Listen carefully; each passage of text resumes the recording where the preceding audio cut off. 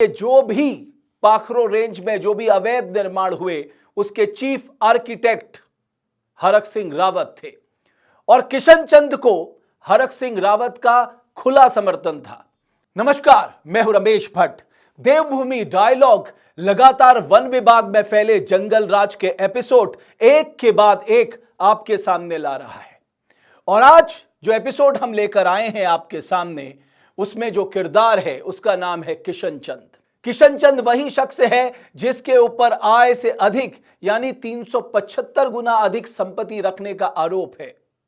बहरहाल ये जेल में है, लेकिन सबसे बड़ा सवाल किशन चंद जैसे लोगों को कौन संरक्षण देता है। इसका उदाहरण मिलता है सुप्रीम कोर्ट से नामित सेंट्रल एम्पावर्ड कमेटी की रिपोर्ट से, जिसमें यह कहा गया है कि ये जो भी पाखरो रेंज में जो भी अवैध निर्माण हुए उसके चीफ आर्किटेक्ट हरक सिंह रावत थे और किशन चंद को हरक सिंह रावत का खुला समर्थन था। आप सोचिए, किसी व्यक्ति के खिलाफ, खासकर राजाजी टाइगर रिजर्व में गंभीर अनियमितताओं के चलते इनको कहीं भी सेंसिटिव पोस्ट देने के लिए साफ तौर पे मना किया गया।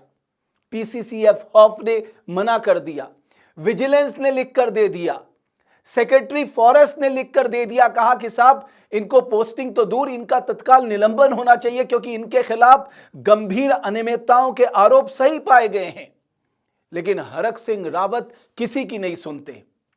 उनके मानो उनमें जुनून सवार था कि वो किशन चंद से कुछ खास कराना चाहते थे और किशन चंद को ले जाते हैं पहले कालागढ़ और कालागढ़ रेंज में ले जाकर जो कुछ भी अवैध निर्माण या पेड़ों का कटान होता है उसमें बहुत अहम भूमिका किशन चंद की होती है। इतना ही नहीं, जब यह मामला बहुत हाईलाइट हो जाता है तो वो किशन चंद को सजा देने के बजाय किशन चंद को लैंसडाउन फॉरेस्ट डिवीजन में ले आते हैं और यह सब कुछ चल रहा होता है सारे अफसरों के नाक के नीचे।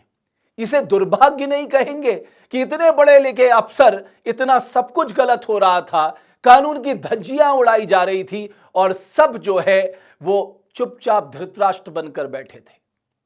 लेकिन इन सब के बीच जब यह मामला मुख्यमंत्री दरबार तक पहुंचा तो 24 नवंबर 2021 को किशन चंद को अटैच कर दिया गया हॉफ के ऑफिस में और जब ऑफिशियली हरक सिंह रावत का बीजेपी से तलाक हुआ तब जाके किशन चंद का निलंबन हुआ। आप सोचिए, ये किशन चंद कितना पावरफुल था और पॉलिटिकल लॉबी में इसकी पकड़ सोचिए कि सारे इसके खिलाफ थे, बावजूद एक के बाद एक इसे पोस्टिंग मिलती जा रही थी। ऐसे लोगों को पनपाता कौन है? ऐसे लोगों को संरक्षण कौन देता है? ऐसे लोग 375 गुना से ज्यादा संपत्ति कैसे अर्जित कर लेते हैं? इन्हें कोई आसमान से आके संरक्षण नहीं देता, कोई दूसरे देशों से आके संरक्षण नहीं देता। हमारे राजनेता ऐसे लोगों को संरक्षण देते हैं क्योंकि इस तरह के कैरेक्टर उन्हें सूट करते हैं और हरक सिंह रावत ने भी इस मामले में यही कहा। और ये सारी बातें, ये मैं नहीं कह रहा या देवभूमि डायलॉग नहीं कह रहा, ये सारी बातें सुप्रीम कोर्ट ने, जो सेंट्रल एम्पावर्ड कमेटी थी जो इस पूरे मामले की जांच कर रही थी, उसने अपनी रिपोर्ट में स्पष्ट तौर पे इन बातों को लिखा है।